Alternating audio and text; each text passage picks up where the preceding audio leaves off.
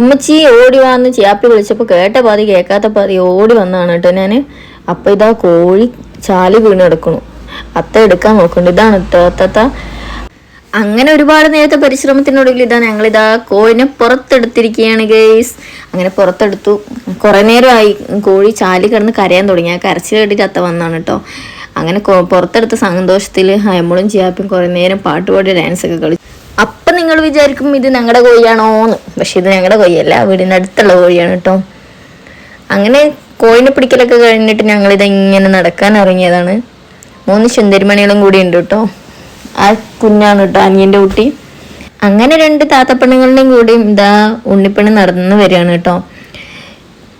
ഇപ്പം എന്തെന്നറിയില്ല, അവളൊരു കരച്ചിൽ പാസ്സാക്കി.